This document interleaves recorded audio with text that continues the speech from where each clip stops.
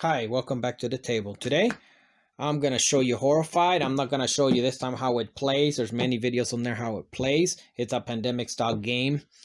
For those of you who know what that is, those type of games.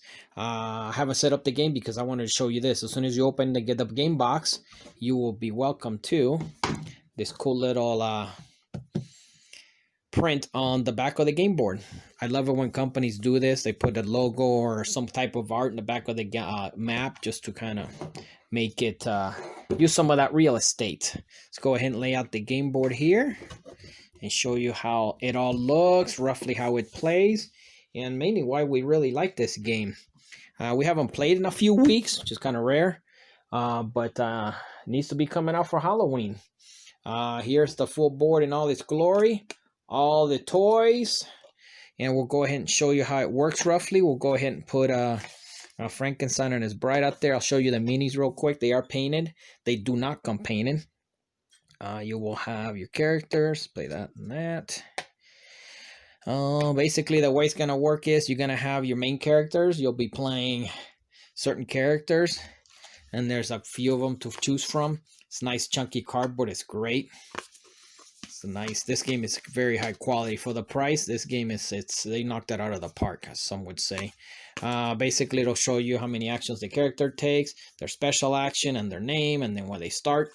They have different ones of them. Again, number of actions, special actions, and their name and location. You're gonna have, depending on the monster you play, there will be overlays in the map to kind of change up the map. It's kind of cool too. The monsters in the game, for example, here's Frankenstein. Oops. Let's go ahead this way. Here's Frankenstein. I like to refer to him as Herman Munster. Can't see it quite there. Let me see if this one will show better. The bride. You have what I like to call their Teen Wolf, the Wolfman. They don't come based. I go ahead and put that on because I really like this game, so I went ahead and cut them out. It's kind of a pain to cut them out and stick them on a base. Dracula. See what else we got. The Mummy. We have the Invisible Man. Can see it. Not showing very well. There we go. We'll go ahead and probably at the end of the game highlight the miniatures. I really like. There's almost everybody's painting this game. I've seen some awesome paint jobs out there. So basically, the monsters will be moving around the board. They'll be trying to catch you or some of the characters, the villagers that pop out on the game. Here's, for example, Wilbur and Chick. Some of you might recognize them. And they'll be basically coming out on the board, coming out of their houses here, and you have to save them and take them to their safe location. On this one, for example, the dungeon is their safe location.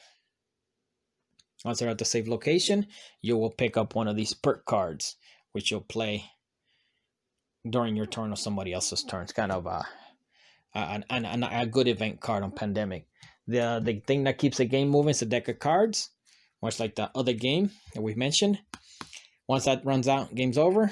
And there's a tracker up here. Once that hits that, the game's over. The way the cards work is you basically put out a card. Here's roughly how it works. This will be the number of items you pull out. Show you that in a second. The power or the special text and event.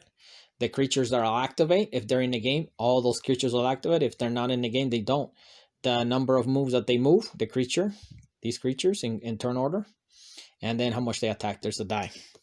The die is pretty simple. It's one of these modified dice. Hits. And then there's a special symbol there that the monster card tells you what they do. Talking about the monster cards. Here they are right here. This is real nice part of the game. Mine are laminated, such as that's why you got the glare. You have the big chunky card. It tells you everything you need to know. The back of the card, you're not going to use all the monsters, so just take one you're not using.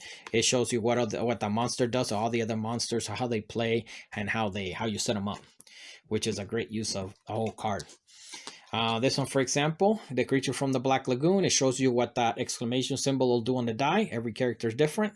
This one has a mini game. You do the mini game here. You get to the end here. You do that. You basically win the game. Frankenstein's probably the funnest for most people. They come in. They both come out. Frankenstein and the Bride. And the whole idea is they cannot meet.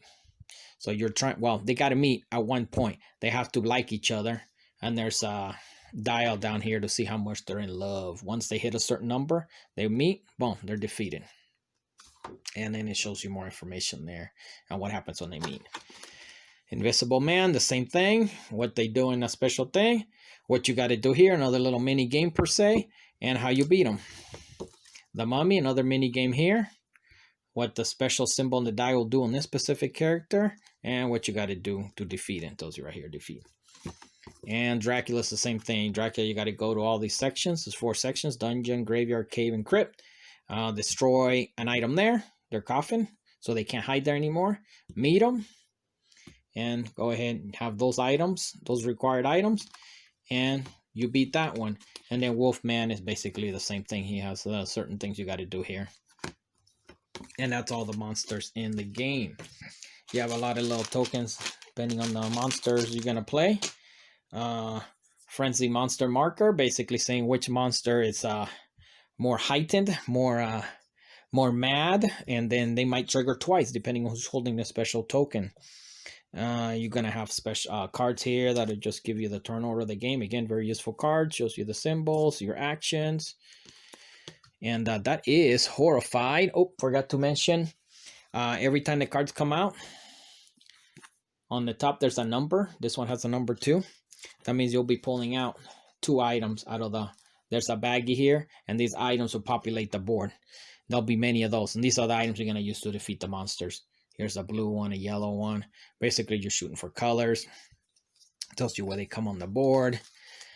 Certain creatures are required. Certain items, maybe, they have a number here. Maybe they require 10 level, or 10 worth of red, so that's 6 towards the 10, or you need a red, yellow, and a blue. They're all there. They'll come out during the game to help you. It is a co-op game, so you're basically working together to try to keep the monsters away, drag the villagers away, so you don't lose. Every time a villager is captured, you keep losing down here on the track. So you're trying to see who's gonna, take care of the villagers, who's gonna maybe save them, who's gonna collect the items that are being laid out. Again, that was Horrified. Another inexpensive game out there. There's pretty easy to find now. And again, one of the games we highly recommend here. It's a great family game, very lightweight, not much to it, great miniatures. And that was it for Horrified. Thanks for watching. Take care.